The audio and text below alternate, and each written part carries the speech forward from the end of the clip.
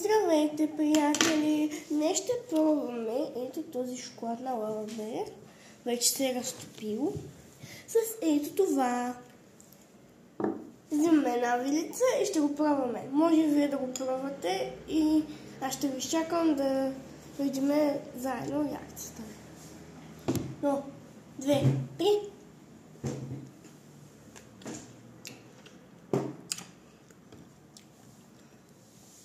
Вкусно е, как да ви го обясна. Пукащите бомбони ми се пукат в устата. Хубаво е. Да, но 9 от 10. Това между другото е праскова.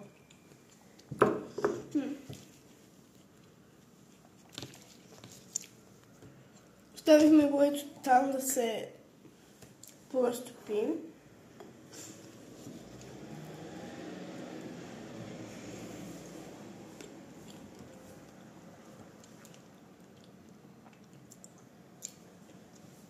Хем кисело, хем сладко и хем нещо не ми пука в устата.